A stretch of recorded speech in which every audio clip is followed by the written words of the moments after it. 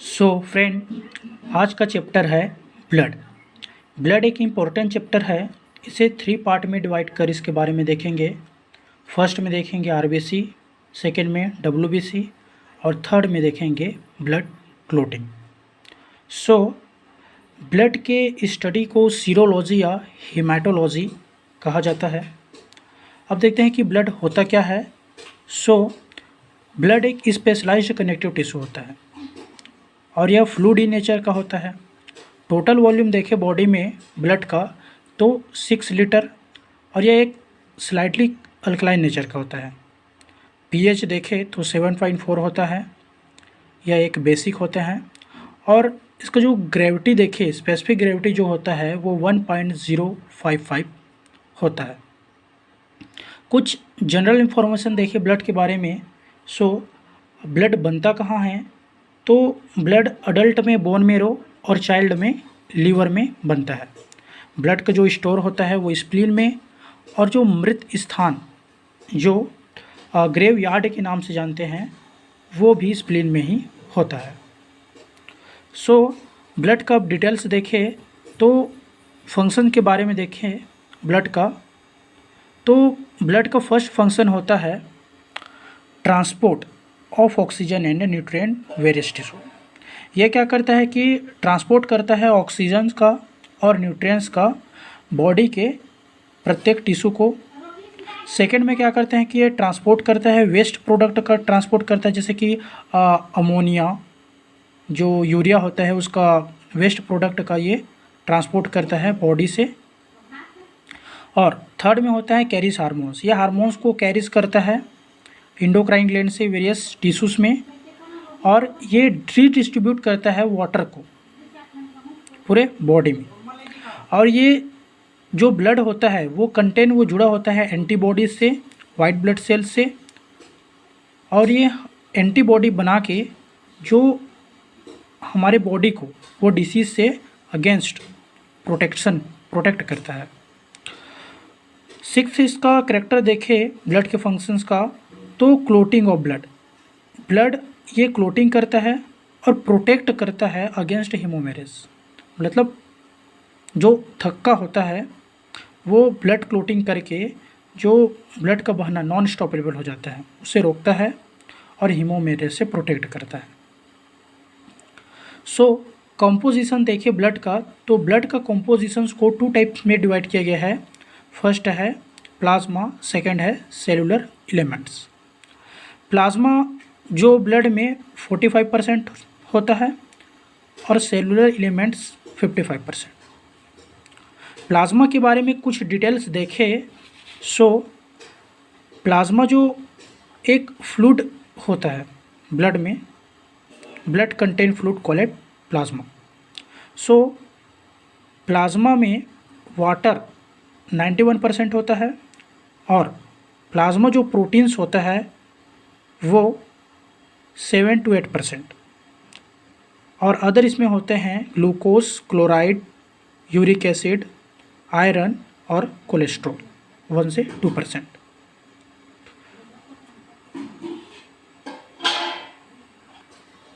सो plasma proteins के बारे में देखें तो प्लाज्मा प्रोटीन्स में अल्ब्यूमिन, ग्लोब्यूलिन और फाइब्रिनोजेन ये तीनों आते हैं।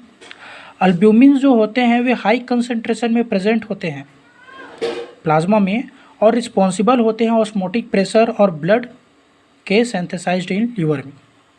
ग्लोब्यूलिन जो होते हैं वे 3 टाइप्स के होते हैं, अल्फ़ा, बीटा और गामा, जो कि प्रोड्यूस करते हैं एंटीबॉडीज़। फाइब्रिनोजेन जो होते हैं वो रिस्पॉन्सिबल होते हैं ब्लड क्लोटिंग के लिए। अब प्लाज्मा का जो फंक्शन देखें वो वर्क क्या करता है। सो यह ट्रांसपोर्ट करता है आयरन एंड अदर सब्सटेंस का और मेंटेन करता है ऑस्मोटिक प्रेशर को, एंड दे प्रोवाइड विस्कोसिटी। ये ब्लड को एक विस्कोसिटी प्रोवाइड करता है क्योंकि ब्लड एक कोलाइडल नेचर का होता है, और यह मेंटेन करता है ब्लड प्रेशर को। जो बीपी जब बढ़ जाता है तो उसे मेंटेन करता है। और फाइब्रिनोजेन जो होता है वो ब्लड क्लोटिंग करता है।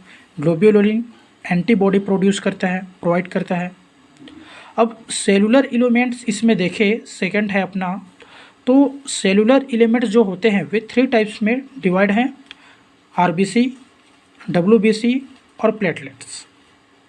RBC को एरिथ्रोसाइट्स और WBC को ल्यूकोसाइट और प्लेटलेट को थ्रोम्बोसाइट्स कहा जाता है।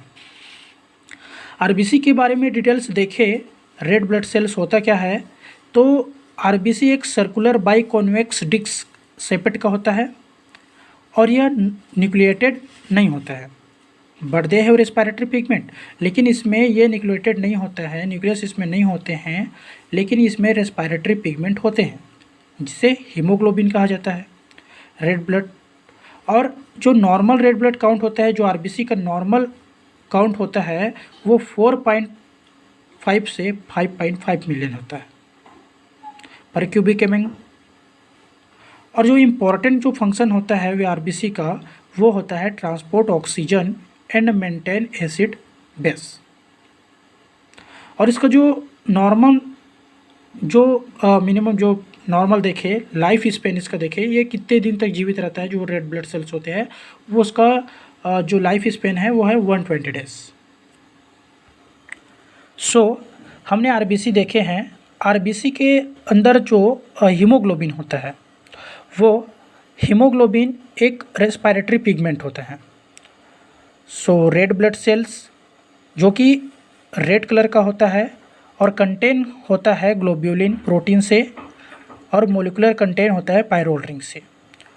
और जो हीमोग्लोबिन होता है उसका जो नॉर्मल वॉल्यूम देखे तो ये 15 ग्राम का होता है 100 ml पर क्यूबिक एमएम पर। मेल में देखे तो ये 15 से 16 ग्राम और फीमेल में 13 ग्राम के आसपास नॉर्मल वैल्यूज़ के होते हैं। और इसके डिफिशियंसी से, हीमोग्लोबिन के डिफिशियंसी से एनीमिया होता है। हीमोग्लोबिन का फंक्शन देखें तो ये भी क्या करते हैं, ये ट्रांसपोर्ट करते हैं ऑक्सीजन को और कार्बन डाइऑक्साइड, मेंटेन करते हैं एसिड बेस और फॉर्मेशन करते हैं बिलिरुबिन का, जो लिवर जो बाइल लिवर जूस होते हैं वो। और सेकंड वीडियो में हम नेक्स्ट वीडियो में WBC, प्लेटलेट्स और ब्लड क्लोटिंग के बारे में देखेंगे।